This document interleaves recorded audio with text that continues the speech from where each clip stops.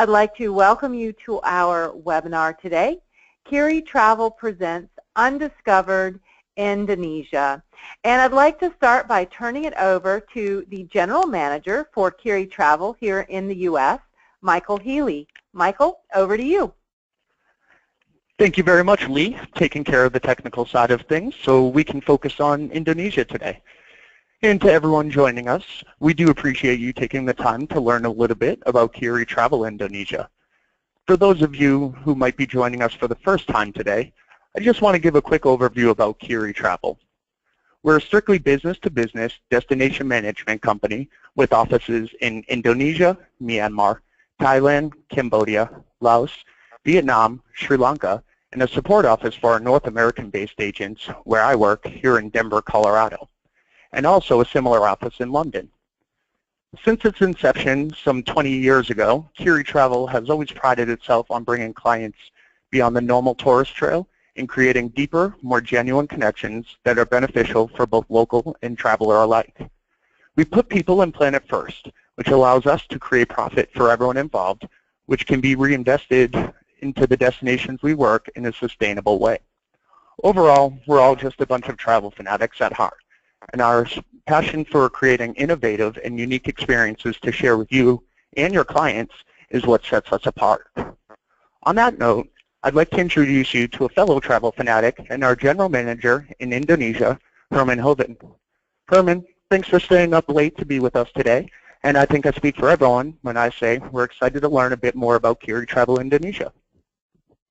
Thank you very much, Michael. Thank you very much, Lee, for taking care of the technical side. And thank you, everyone, for listening in. I'm very excited to be presenting this webinar today, and it's well worth staying up this late for everyone who's listening. It's 1 a.m. here in Indonesia, so let's get started.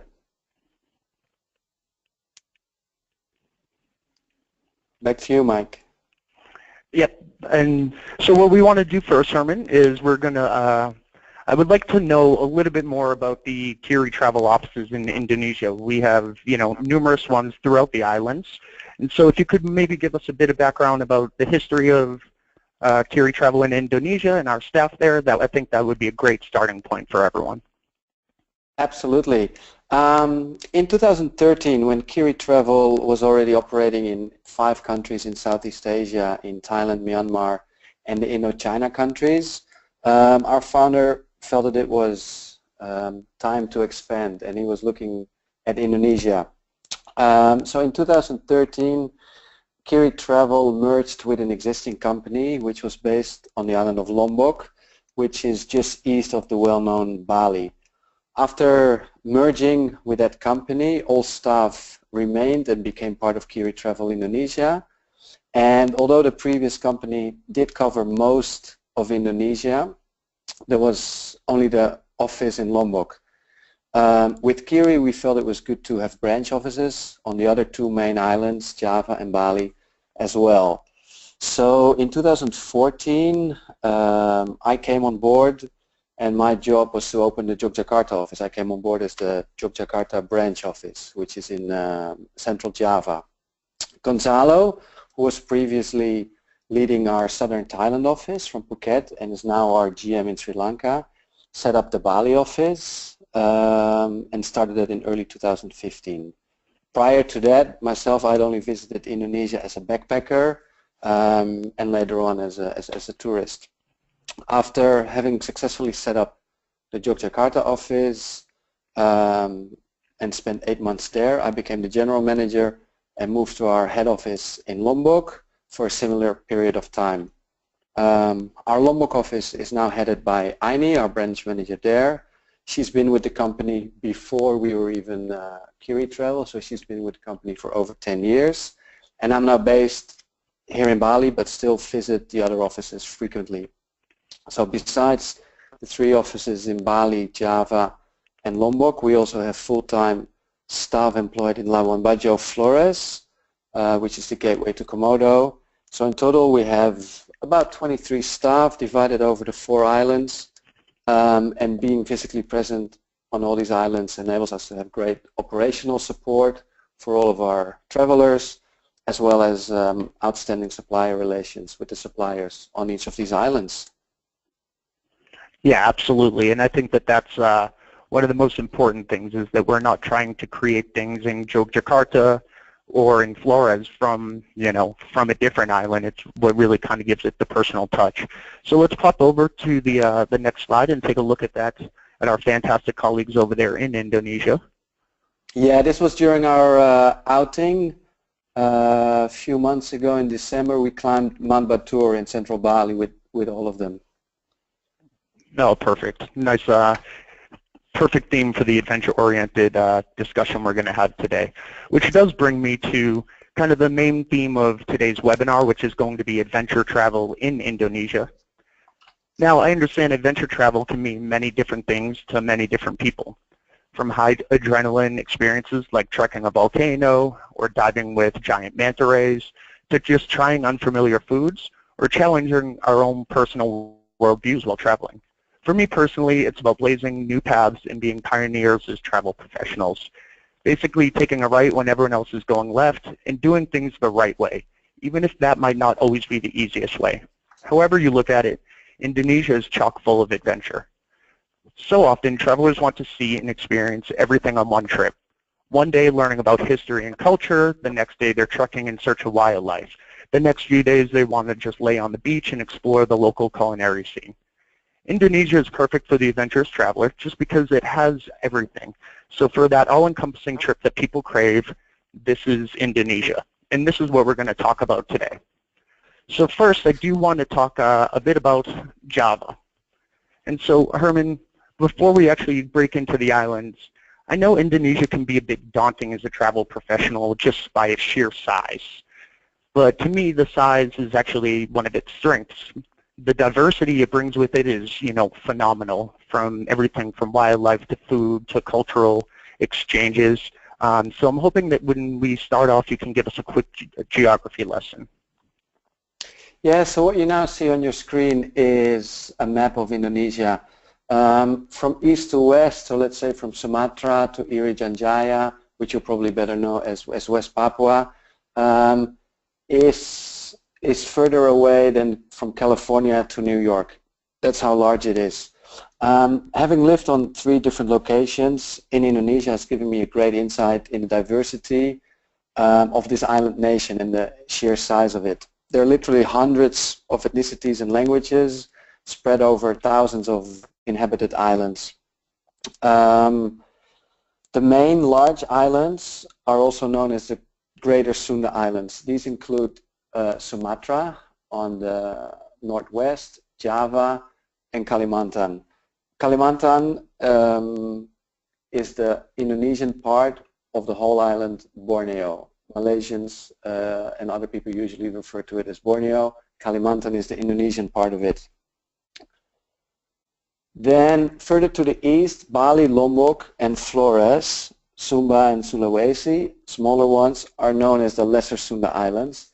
And then north of those we have Sulawesi, Maluku further east, and all the way in the east, Irian Jaya or West Papua. The islands, the most populated island of all is Java, where about 150 million of the 250 million in total live.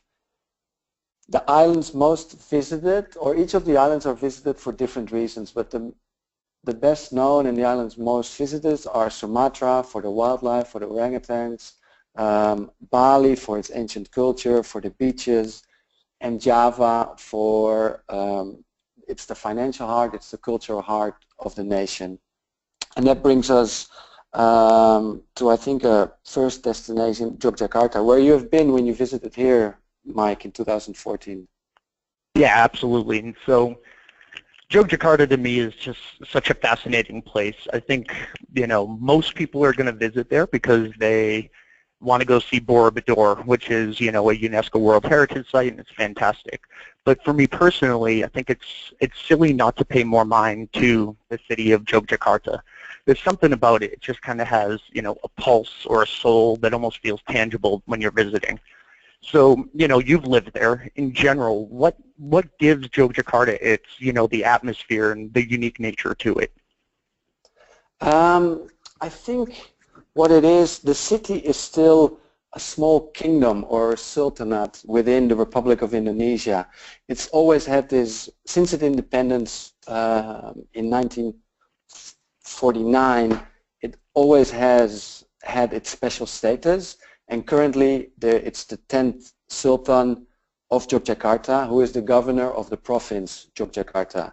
Him and his family, or his father and his grandfather, have been the previous governors of Yogyakarta, and it's likely, well, he's only got a daughter, and she might not be the next governor, but his cousin will be the next to be the governor of Yogyakarta. So it's a small kingdom within Indonesia, which makes it special. The kraton, or the palace where they live, is well worth a visit, and so is the water palace of Yogyakarta, where the current Sultan doesn't spend much of his time, but previous ones used to spend lots of time here. So I think it's that autonomy and that independence that gives Yogyakarta its special feel, its vibrant vibe. Yeah, absolutely. And so it definitely has that, you know, unique nature to it. And I also think, you know, it is known as kind of the cultural hub of Java as well, because there's a lot of universities, and, you know, so I think that shows in what the food, the art, the culture. I mean, it's a big place for music as well, yeah? Absolutely. And perhaps of that special status within Indonesia, maybe that's why Yogyakarta is a popular hub for art and artists. It's home to many painters, sculptures, and the famous batik industries. A more modern form of art, which we like to show to our travelers, is street art these days. So we've developed a street art tour. Our guide in Yogyakarta, who's also a famous local photographer, takes you around the city to see various wall paintings, which often have a political message, and by showing you these various wall paintings, he explains to you a bit about the culture of Yogyakarta. So it's a different way, it's a more modern way of getting to know a destination that you're visiting. Yeah, and especially I think when you have that specialist guide who, you know, is a photographer and knows the art scene, you know, and I think that's what we want to do with our clients, is really dig deeper into the destination. And, you know, you can see the graffiti and the street art, you know, anyone with an eye could, but can you really learn about it, who's painting it, what this stands for? And I think that that's what makes that, you know, day tour really, really special. Absolutely. And also, so, you know, and then the one other thing that I really love there, or not one, but one of the many things I really like there, is they have a really vibrant street food, you know, just all up and down, all the stalls and all that. And so I know that we do a lot of street food tours, right?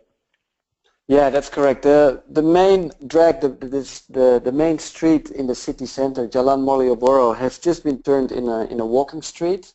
Motorized traffic has been banned from that street. And not only that street, but that whole area in the evening when the sun sets comes to life, and all these street vendors come out with their different tastes, different kind of foods. So what we like to do together with a local guide is experiencing the city in the late afternoon and combining that with tasting some of the best local dishes. So we have sourced the best, the safe and the most hygienic places in the streets to try a variety of local foods and local non-alcoholic drinks. So these are street food. Some of them are in very local warungs, they call them. Warung is the Indonesian word for small restaurant. So we visit about 5 or 6 of these places. One of my favorite is a very sweet jackfruit curry, vegetarian dish. And at the end of the night, we'll end at the main square south of the Sultan's Palace for a nice cup of ginger tea. And it's a square that really comes to life in the late evening, where the local youth hangs out and enjoys themselves. Yeah, absolutely. And I think that that's what's really unique about it too, is that, you know, when you're sitting at these food stalls and you're eating, you're surrounded, it's not like you're in Koh San Road in Thailand or something. It's all surrounded by local university students, and they're always so happy to chat. And I think we all know that, the best thing in travel is when you're just sitting there and, meeting new people and learning and, having great conversations. So that's something that I really enjoyed about it. I know you were telling me recently about, there's some really great, really traditional Javanese villages to visit just, south of it, I think. And so can you maybe tell us a little bit about your trips there?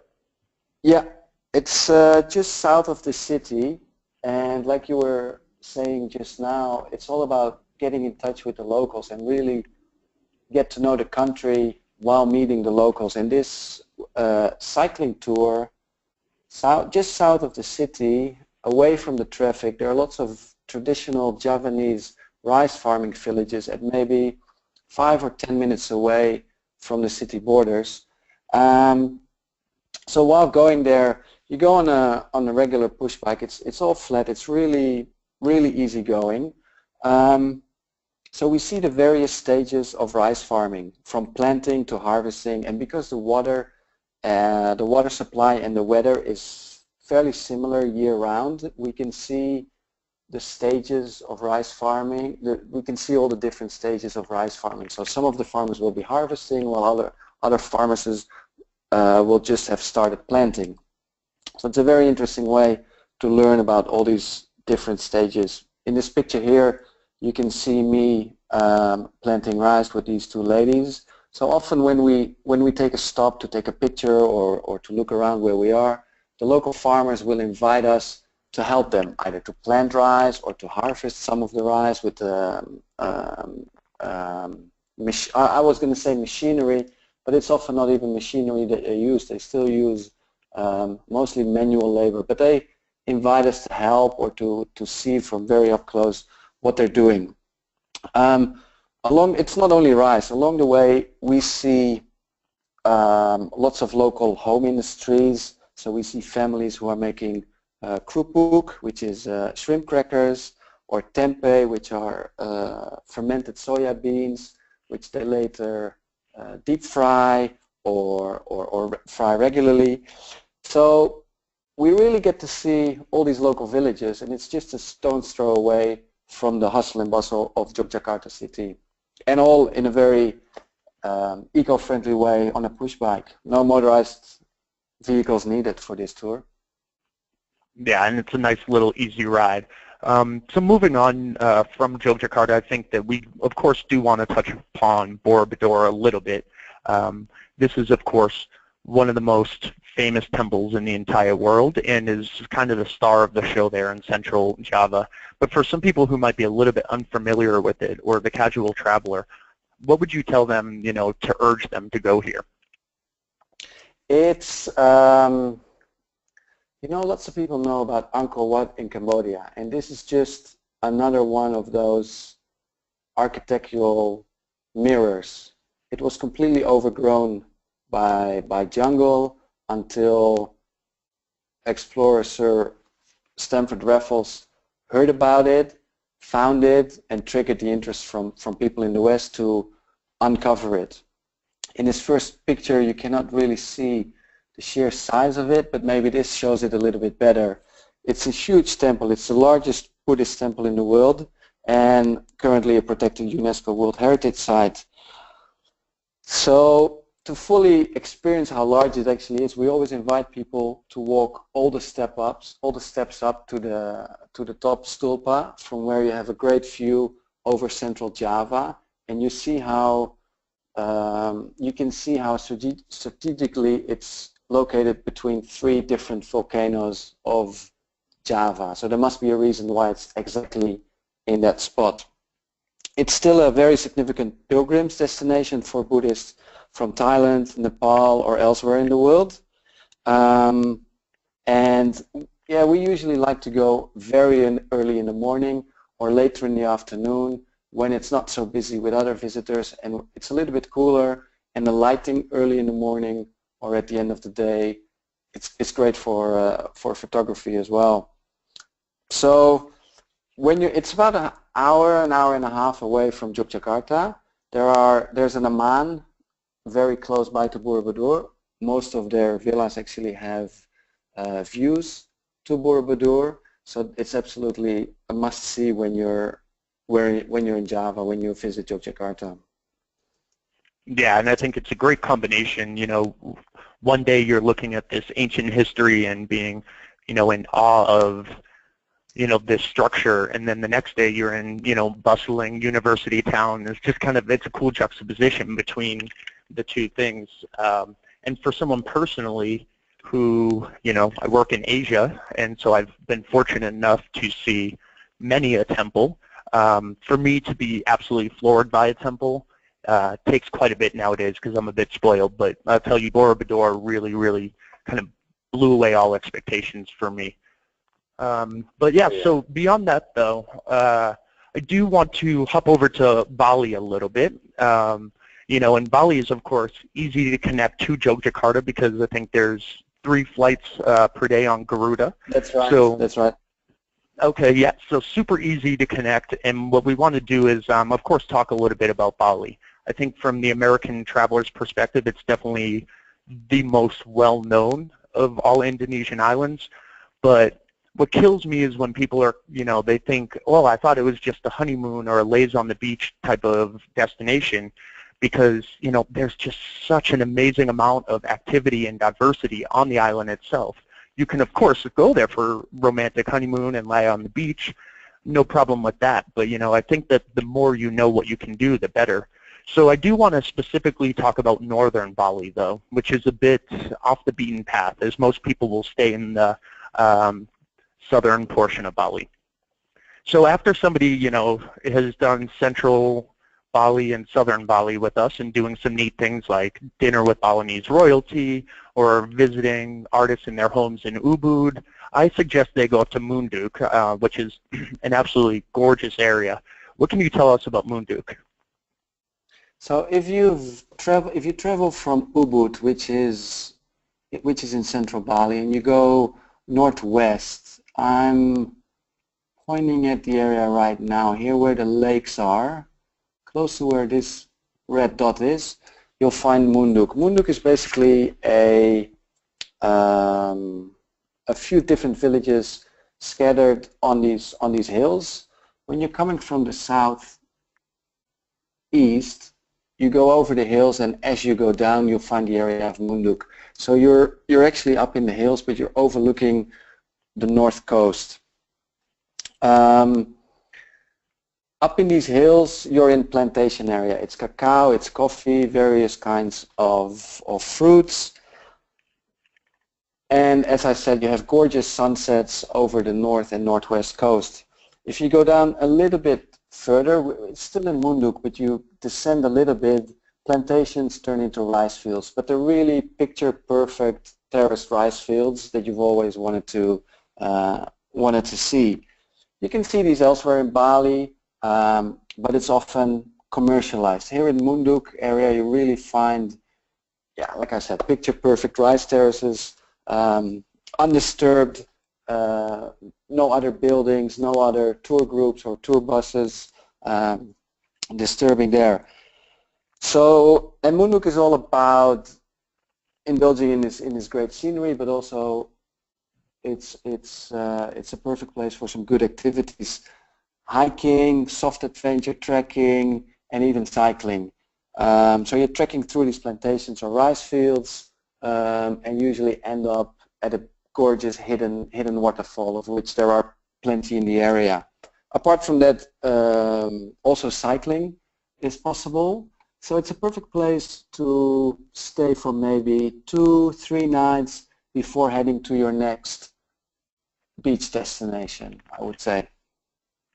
Yeah, definitely, and I think there's no shortage of things to do up there. I mean, and then you can also do coffee tasting and visit the spice plantations, things like that. Yes. And I think when everyone is thinking about that picture perfect rice terrace of Bali, they're thinking of these ones up here and not the ones elsewhere that might be you're basically being herded like cattle through some of them.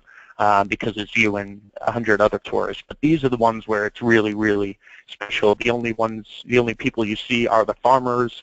Unbelievable. There's also the gorgeous Munduk Moding Plantation as well, which is a great choice for accommodation. A beautiful infinity pool, and it's on a working rice or on a working plantation, right? Yeah, that's right. And together with the resort, we have walks around the resort on their plantation.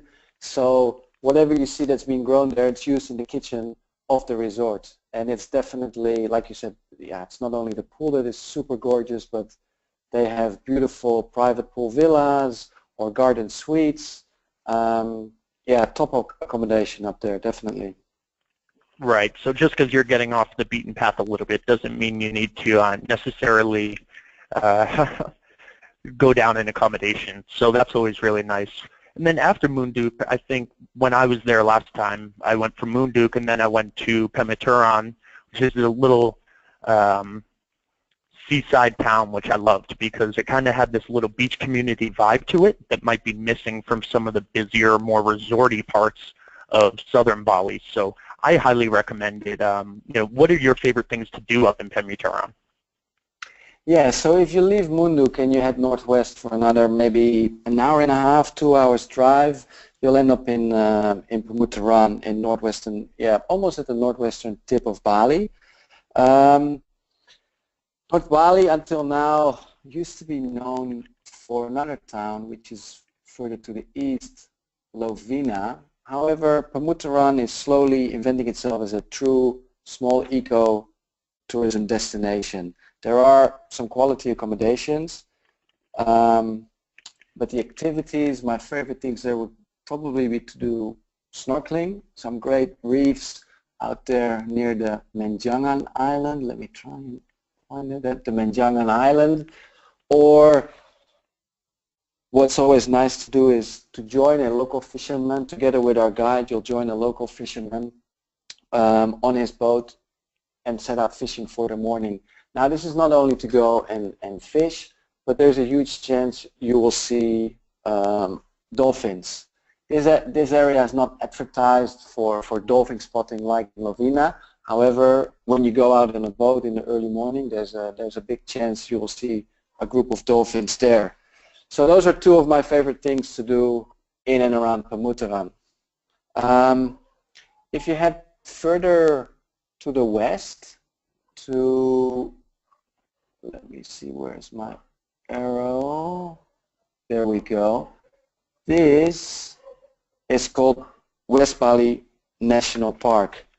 In West Bali National Park, we offer great walks for bird watching, but it's not uncommon to spot deer or black monkeys. This picture I've taken from a hotel in West Bali National Park during my breakfast. The deer was out on the beach, a sight I've never seen anywhere else before. So yeah, that whole area is, how to say, it's not visited by many, but there are some great accommodations. It's not too far away from the rest of Bali. It's a few hours drive from Munduk, or maybe 3 to 4 hours from Ubud. So definitely worth a visit for someone who would like to see a little bit more than the well-known South and Ubud. Yeah, absolutely. And I think what's really cool is, one day I did some snorkeling there, and it's just like a rainbow of fish in your face, and then the next day you can take a nature walk and see land animals through Bali's only national park. So kind of a surf and turf type of destination, if you will. Yes. But actually, speaking of this area, though, I do want to pivot back a little bit to Java, because this part of Bali is a great jumping off point to East Java, which is where I probably had one of my most incredible travel experiences ever, which was hiking into the Ijen Crater. So, you hike up at midnight, and it's famous because it has this blue fire emanating from the crater. And then, you sit there and you watch the sunrise, and as the sun is rising, on the right is this green acidic lake that, kind of comes into view that you didn't see at night. So you get to see the blue fire, and you get to see the acidic lake. I mean, it's so picture perfect and just such an amazing natural phenomenon that not a lot of people do, but it's easy to do from this area, isn't it? From West Bali? Yes. Yeah, Mike, I couldn't have described it better. So when you're staying in West Bali, you can choose either to hop over very late at night, of course, together with your guide, very late in the evening, maybe 10 p.m. We'll pick you up and take the short ferry ride over to East Java. It's about half an hour on the ferry, and then drive up to Ijen, where very early in the morning you'll have a little bit of a breakfast and a cup of tea before you start your 2-hour hike to the rim of the volcano that Mike has just described. Once you've been out there and you witnessed sunrise, you'll head back down to go back to your accommodation in West Bali. Another option could be to spend 1 or 2 nights in a place called Ijen Resort or Bangting's Breeze Resort, 2 4-star resorts in East Java, very close to Mount Ijen. So you have the 2 options. You can do it from your accommodation in West Bali, or you can head over to East Java and spend a couple nights there while you're visiting Mount Ijen. Yeah, so definitely easy enough to do, and you know, for the active adventure-oriented traveler, to me, it's a can't miss. But apparently, you know, it's kind of a hidden secret because not as many people are there as one might expect. Anyhow, so moving on, I do want to quickly talk about, or I want to jump along to Lombok, which, as you mentioned, is where our head offices are. So we actually have a very intimate and, you know, close working relationship with the island itself. And I recently heard you describe it as the hot new green tourist destination. As a traveler, I think one of the best things about Lombok is that it's still relatively underdeveloped from a tourism perspective. But as a travel professional, I love it because I think that means we have real opportunity to encourage sustainable, community-focused tourism from the beginning, kind of build it up from the beginning and give it that foundation to do it the right way.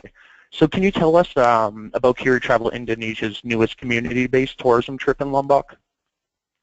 Yes, well, having lived in Lombok for 8 months and our office is based there, we do know Lombok very well, and it's often overlooked on a typical Indonesia itinerary. And it's a shame because it's a great place, very close to Bali. That can be added to any itinerary. The latest tour we have developed there is in collaboration with GIZ. It's a German government aid organization, and together with them we've set up a cycling program in a town called Sembalun, which is halfway on Mount Rinjani, a volcano in Lombok. The way it works is that GIZ, this German aid organization, they supported financially and coordinated training of locals, of unemployed locals. They gave them hospitality and English lessons. The government has sponsored mountain bikes, while Khiri Travel developed the tour itself, so the routing, where to do the stops, and we trained the guides. So it was the local government, a German government organization, and us, a local tour operator, coming together to develop this tour. So really a win-win for these 3 parties. And this cycling tour is very different than the earlier one I described in Java. This is more of a mountain biking tour. The scenery is it's very different. It's a bit up and down. It can be a bit muddy, but it's still easy. Anyone could do it. And your typical stops here are local strawberry farms. You have a cup of tea at somebody's house. So really, again, you get to see the country from a local perspective rather than just looking at sites. And yeah, it's beautiful up there. It's one of my favorite places in Lombok, I think. And you have a picture of it, right? Oh yeah, absolutely. Here we go. So this is the scenery. That's us cycling on the left, And the ladies on the right are your typical North Lombok farmers that you'll meet on the way. We're always friendly and happy to tell a little bit about, happy to tell us a little bit about what they're doing and how they go on about their day. Yeah, and I think that that's, in the age of Anthony Bourdain, and everybody really wants to get in there and do something unique, things that nobody else are doing, and also the idea of doing it the right way so that you know that the locals are being involved both financially and, giving them jobs and all this stuff. And I think that, it's just such a really great experience that a lot of travelers nowadays are looking for. So, I think that's really exciting and, gorgeous area too. It's the good thing about this, it's so rural in this area and not visited by many others.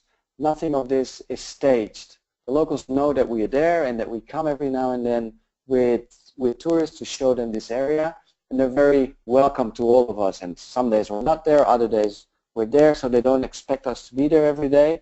But when we're there, they're involved. The cycling guide can be a cousin of these ladies, or the strawberry farmer who we visit can be the village head, or it's really in essence community based. Yeah. And so my other favorite experience on Lombok is, food is going to be a big part of any trip to Asia. A lot of people are going to be eating the food, learning about the food, perhaps even doing a commercial cooking class. But true to Khiri Travel form, we want to do it a bit different. Can you tell us, how are we elevating the cooking experience in Lombok compared to others? Oh yeah, like you said, travelers are always eager to learn about food in a country they visit, and any hotel can set up a nice cooking course and teach people the local dishes. But what we've done is combine it with a market visit, which is always a big hit, and an easy walk. So what we'll do is we'll pick you up from your hotel in the morning, maybe 10-ish, after breakfast. We advise you to have a light breakfast, and then we go on a maybe 2-hour very easy walk, and we visit some small villages in the area, and we go to a local market where, together with your guide, you'll buy some of the ingredients that you'll later be using during the cooking. After the market visit, we head back out of the village into the open, into the rice fields, where then our team in a small rice farmer's hut has set up everything for your cooking course. So there is so all the rest of the ingredients that you didn't get from the market are there. The stove is there, and then together with the team, you cook your own well-deserved lunch, but then not in a hotel setting, but in the setting of a rice field, as you can see in this picture. So you're really in a small little hut, protected from the midday sun, but you're out there in the farmers rice fields. Really beautiful setting to have a local dish, I think. Yeah, absolutely. I mean, just so much, more interesting and such a cool way to do it than just kind of going to any old commercial cooking class. And so I think that, with that type of setting and including the market visit and including the walk through the rice terraces and all that, it's just kind of, it becomes a whole experience rather than I just popped in and did a 1-hour long cooking class. And that's why this one is probably one of my favorite tours that we do in Lombok. But moving on from Lombok, I do also want to touch upon Flores a little bit, because it's easily accessible from Bali, of course, and then we can also do it from Lombok if you just transfer over. But, so it's most famous for its Komodo dragons that inhabit the few islands around it. And for someone who watches entirely too much planet Earth, such as myself, what is the best way to see these Komodo dragons live and in person? So one can either stay in Labuan Bajo. Labuan Bajo is the town where the airport is, where you fly into from Bali or from Jakarta. So one can either stay in Labuan Bajo and take a day trip into Komodo National Park, or you can do an overnight or 2 or even 3 nights aboard a luxury vessel, an old wooden Finnish Indonesian ship. Now, within Komodo National Park, there are 4 islands where these Komodo dragons still live. 2 of them allow visitors. The other 2 are closed just for research and conservation purposes. The two that do allow visitors are Komodo Island, the most famous of all and the larger one of both, and Rinca Island. Rinca Island is the closest to the mainland, so if you go out on a day trip from Labuan Bajo, that's the preferred destination. You can get there within 2 hours of sailing, and then when you get to Rinca, you can choose from a number of guided walks with local rangers. A local walk can be, yeah, like I said, whichever you prefer, can be from 30 minutes up to 3 hours. And besides spotting Komodo dragons, you'll see lots of other local wildlife, monkeys, deer, wild pig, you name it. For an overnight, you can visit both of them, both Rinca and Komodo Island, and also on Komodo Island there are various guided walks to be done, and again ranging from maybe half an hour to up to 3-4 hours. And the chance, I've been 3 times in my life, and all 3 times I've spotted Komodo dragons, and I've been during various time of the year. So there is a 90% chance that you will see these animals when you visit the islands.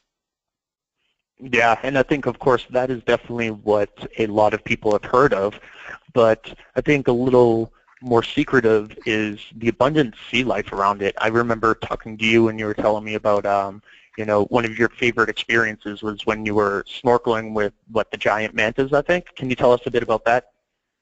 Yeah, sorry, but I've promoted myself again. I've put another picture of myself.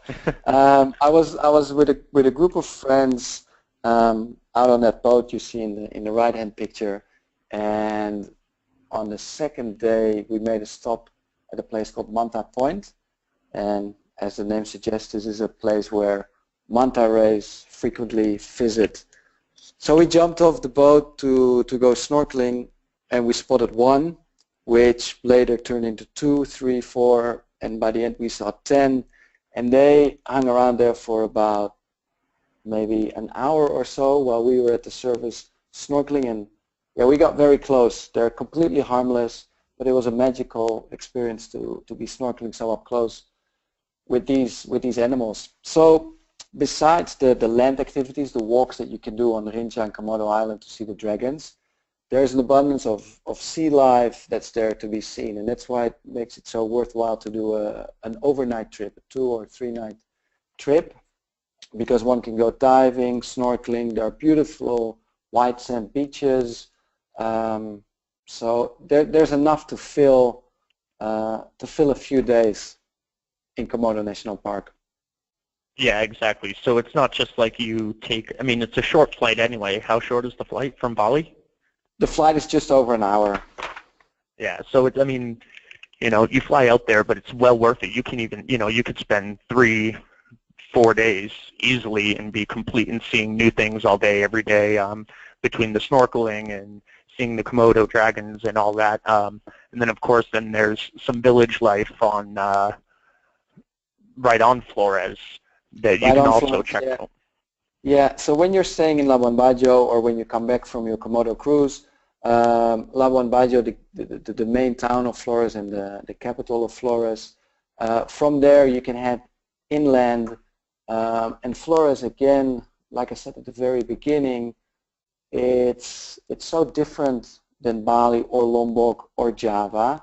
It's a completely different people, different religion, different traditions. So when you go inland, at only about an hour to an hour and a half drive from Labuan Bajo, you'll find these local villages where people still live according to traditional animist beliefs, and spending an afternoon there is yeah, it's again a magical experience. I don't have a picture, unfortunately, of it in this presentation.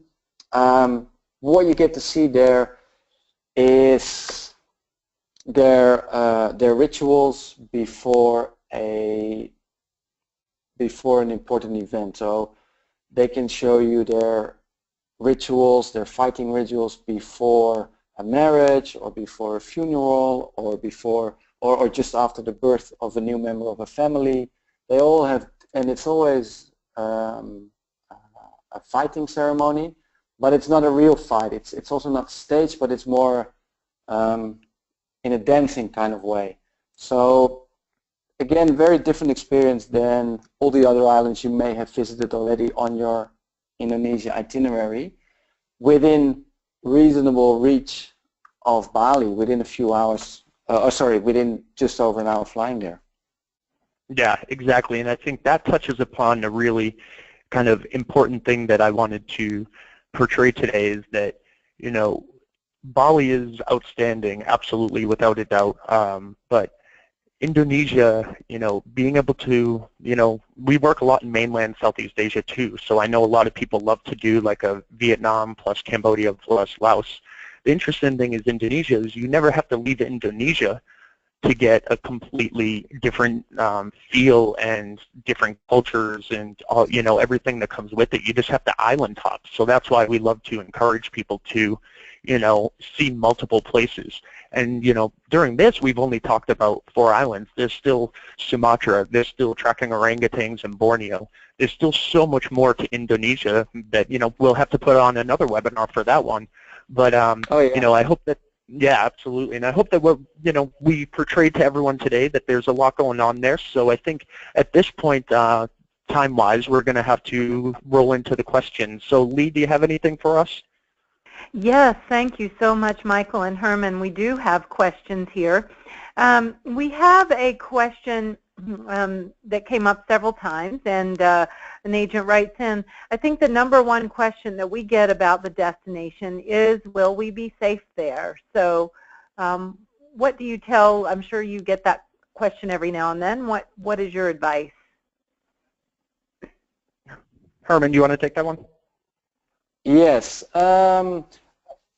you'll absolutely be safe. Of course, all of our travels, you're with one of our professional guides. In Indonesia, there haven't been lately any safety issues, and I think from most of the countries in Europe and also the United States, there is a very safe. There are no specific travel warnings. When it comes to transportation, we only fly with the national carrier, with Garuda Airlines. We only use the newest of the vehicles, and we always use ships and vessels that we've personally inspected and where we know that life rafts, life vests, and all of those things are present. So in terms of safety, I think there is no more concern than in any other Southeast Asian destination. Okay, thank you. We have another question here about best time to travel. The question is, I've heard that July and August are peak season for Indonesia, but are there other good months to travel? Yes, July and August are great weather-wise, but now it's late March. We're just coming out of the rainy season, and I would say April, May, June are just as good to visit Indonesia, and it's still a lot quieter, and most of the hotels still have their low season rates. After August, it gets a little bit hotter, but it's not into the rainy season yet. So even September, October are very good months to travel to Indonesia. So the travel window, or the most attractive travel window to Indonesia, is definitely much longer than only July and August. Okay, thank you. And you mentioned hotels, and we actually had a couple questions about hotels. One was, what hotels do you recommend staying in Jogja? Did I say that correctly? Yes, yeah, in Jogja, short for Yogyakarta. Well, close to Borobudur there is Amanjiwo. It's one of the lesser known amans, but it's a beautiful one. and most of the villas look out to Borobudur. So as you're having breakfast or as you see the sunrise over Borobudur, or you can see sunrise as you're having breakfast in there before actually visiting the place itself. If you go to the city of Yogyakarta, there is a place called the Phoenix, one of my favorites. It's in an old colonial building, so you really feel like you're still in colonial era, but then with all the modern amenities and a huge pool inside patio. So those are two of my favorites in that city. Okay. And then another question we had about hotels, where would we be able to go to see photos of the hotels that you use? Do you have anything on your website? Many of them have been in our monthly newsletters. Every month I have some pictures and write a little bit about my favorite hotels in Indonesia. So they're all on those are on our website. Other than that, we can send you pictures of each of the hotels that we work with. So you can just send us an email and then we'll send those pictures over to you. Yeah, Herman, maybe pop over to our contact page just so, you know, and if you have any specific ones, of course, we can always, you know, just put together a little gallery for you, easy enough. Yeah. Great, thank you. Can you, Michael, can you tell us a little bit about the process of working with Khiri Travel and how an agent would go about getting a quote with you? Yeah, absolutely. So we can do it in numerous ways. You're always welcome to come to myself, and sometimes that might be easier. So if you're trying to either A, learn the destination, or B, you know the destination, but you're trying to learn, you know, how Khiri Travel operates, sometimes it's easiest to come to me, and then what I'll do is, you know, we'll go over things together, find out interest, budget, length of travel, and then you and I can discuss about what, you know, the client would look for in an itinerary. And then what we would do is build out a custom itinerary for you, get it right back, and it would be net pricing, and then, you know, you're able to send it on to the clients. And as you can see right here, there's the contact information, both myself and Herman's emails, but also you're always free to reach directly out to our sales staff in Indonesia, who's fantastic, and you can find them at sales.indonesia@khiri.com. Okay, great, thank you. And I was going to ask for your contact info, so that's perfect. We'll leave that up for a minute. And we also have some Canadian agents listening in, wondering if you can work with Canadian agents. Oh yeah, absolutely. No problem at all. Okay, terrific. All right, well that covers the questions that we received, so let me turn it back over to you and Herman for any final thoughts you'd like to share. Perfect. Well, again, thank you so much, Lee, for hosting us today, and for everyone listening, we really appreciate your time. So I hope that it was, you know, both beneficial but also inspirational in kind of looking at Indonesia a little bit different, and also, you know, thinking about sending people over there. And of course, if there's any questions you ever have, I'm always a quick phone call away. Herman is always available to Skype, so we're more than happy to, you know, help you out. We look forward to touching base with all of you. So with that, I appreciate it, and I'll let Herman sign off as well. Yes, thank you very much, Mike. I couldn't have said it better myself. I've really enjoyed talking about this country that I've lived in for the last 2.5 years, and I look forward to hosting you and your clients in this country in the future. Thank you very much, everyone. All right, thank you all, and with that we will conclude the webinar. Goodbye, everyone.